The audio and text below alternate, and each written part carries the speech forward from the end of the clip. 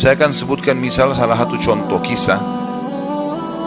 Ibnu Qayyim rahimahullah Al-Jauzi mengangkat kisah tentang Abi Qudamah, seseorang yang disebutkan namanya oleh beliau.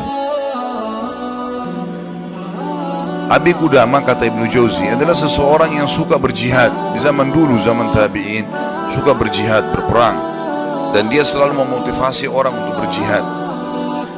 Ditanya di salah satu masjid itu, dia lagi pulang dari jihad, pengalaman apa yang paling berkesan bagi anda di kancah peperangan jihad? Dia bilang, kisah seorang anak muda yang bertemu bidadari. Maka orang tanya, seperti apa ceritanya?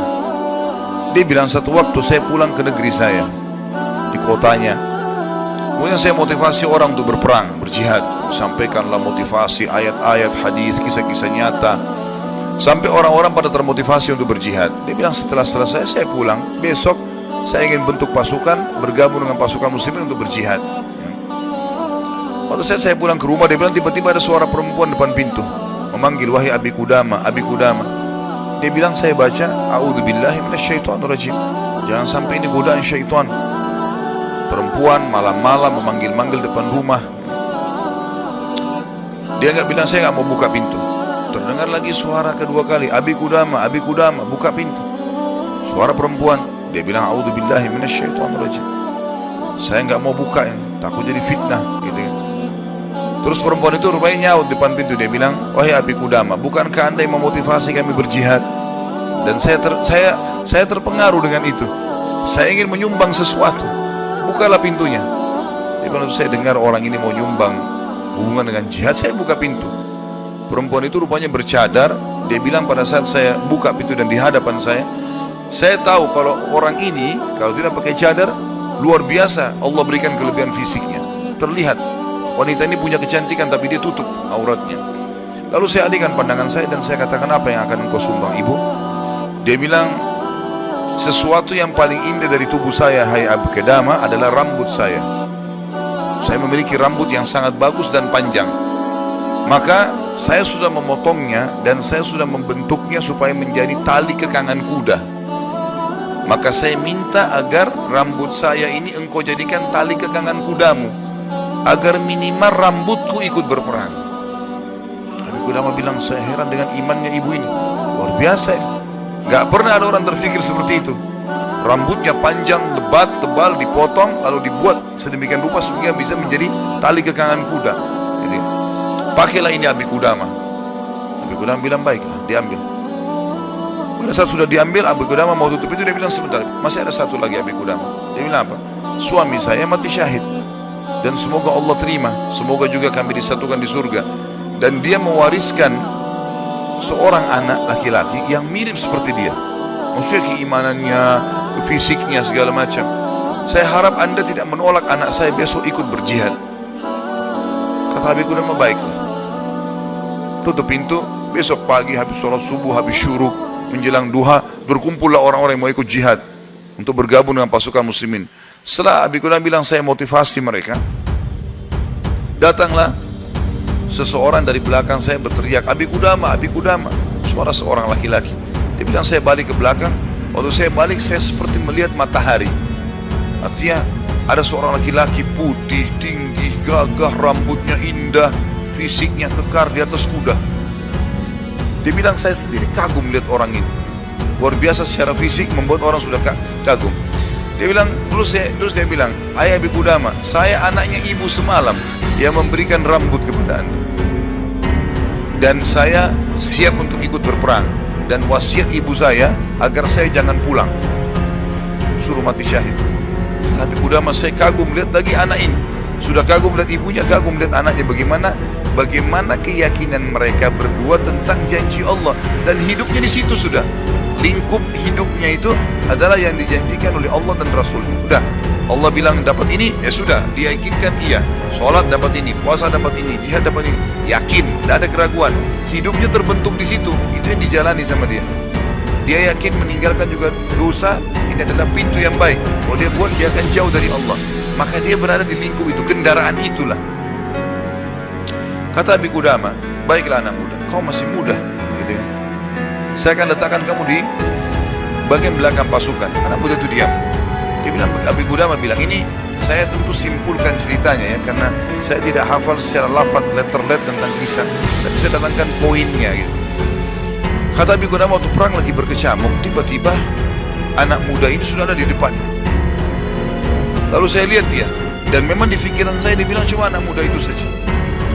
Saya datangin dia, hai anak muda, mundurlah, kamu masih muda, belum berpengalaman gitu ya. Saya khawatir atas dirimu. Dia bilang, wahai Abi Qudamah, Allah berfirman, hai orang-orang beriman, kalau kalian bertemu dengan orang kafir, jangan kalian mundur. Allah bilang jangan mundur, Anda suruh saya mundur gitu. Kata Abi Qudamah, saya nggak bisa bantai ini karena dia pakai ayat. Maka saya pun berada di sebelahnya sampai akhirnya karena perang lagi berkecamuk terpisahkan, otomatis terpisahkan. Waktu pasukan lagi istirahat, saya coba cari anak muda ini. Saya nggak cari, pikirannya sudah nggak ada yang lain. Targetnya anak muda ini gitu. Itu betul-betul menarik perhatian dia. Dia bilang begitu saya lihat orang lagi istirahat semuanya kena capek berperang. Maka saya lihat anak muda ini sibuk menyiapkan makanan para mujahidin, mengikatkan tali kudanya, menyiapkan rumput kudanya. Pokoknya dia sibuk dengan itu. Jadi dia betul-betul menikmati apa yang sudah Allah dan Rasulnya perintahkan. Ini targetnya dan ini benar bagi saya, selesai. Ini adalah konsep hidup saya. Maka Abi Qudamah bilang, saya kagum melihat anak muda ini. Kemudian perang berkecamuk lagi. Berkecamuk lagi, yang kedua kali. Kemudian pada saat lagi maju, saya anak muda itu di depan. Saya datangin lagi, hai anak muda, ke belakang lah. Dia bacain lagi ayat. Wahai Abi Qudamah, Allah berfirman, hai orang beriman, kalau bertemu dengan orang kafir, jangan kalian mundur. Bagaimana Allah bilang jangan mundur, Anda suruh saya mundur? Abi Qudamah diam, tidak bisa bantah karena dikatakan ayat. Berkecamuk peperangan dipisahkan oleh prajurit yang saling serang satu sama yang lain, sampai ini tiba malam hari waktu istirahat. Kata Abi Qudamah, mau pasukan istirahat. Lalu saya cari, di mana anak muda ini, di kemah mana dia? Cari-cari sampai dapat kemahnya. Kata Abi Qudamah, waktu saya masuk dalam kemahnya, saya temukan anak muda itu sedang tertidur dan senyum lebar gitu. Saya penasaran anak muda ini lagi mimpi apa gitu. Dia bilang, saya tunggu sampai senyumnya sudah redah, kemudian saya tepuk, bangunkan, hai anak muda, bangunlah. Apa yang kau lihat dalam mimpimu? Kata anak muda ini, demi Allah wahai Abi Qudamah, saya melihat saya masuk ke surga. Saya masuk surga, saya lihat taman-taman, saya lihat pelayan-pelayan, lihat luar biasa surga yang luas. Dan saya lihat seorang wanita yang sangat cantik, saking cantiknya sampai saya tidak sabar untuk menjamahnya. Lalu dia mengatakan, belum waktunya hai suami. Padahal sebenarnya anak muda ini belum menikah. Lalu dia bilang, engkau, perempuan itu bilang, engkau akan bertemu dengan aku besok siang. Kata anak muda itu, setelah itu Anda bangunkan saya.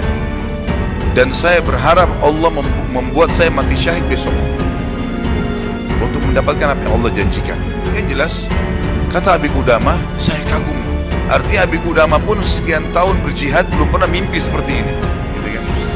Besok pagi dia bilang, berkecamuk lagi peperangan, saya temukan anak muda itu di depan, terus dia menyerang musuh gitu kan?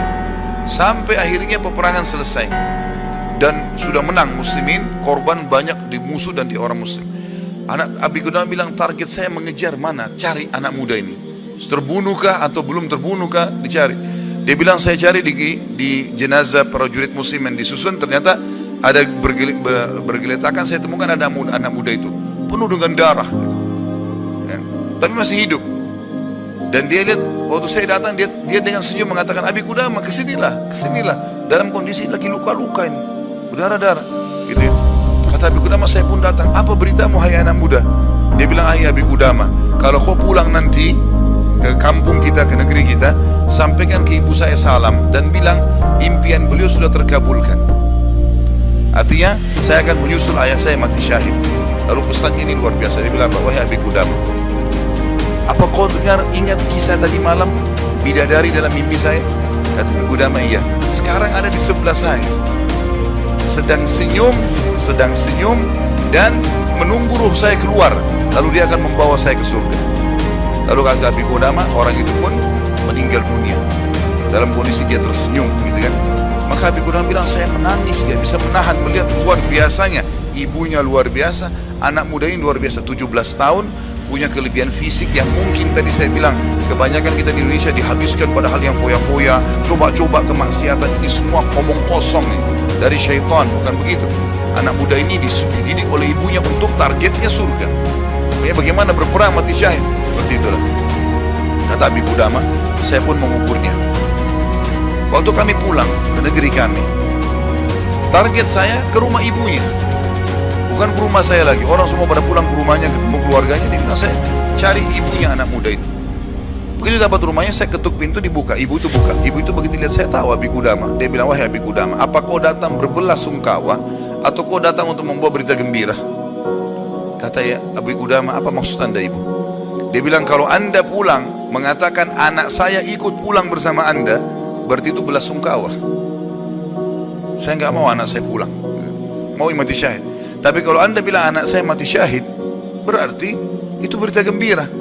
Abi Qudamah bilang, saya nggak tahan menangis. Lalu saya mengatakan, ibu, berita gembira, Allah sudah kabulkan impianmu. Anakmu telah menyusul suamimu dan semoga Allah kabulkan. Ibu itu menangis, sujud syukur kepada Allah gara-gara berhasil anaknya menjalankan perintah Allah. Ini yang banyak luput dari kita nih.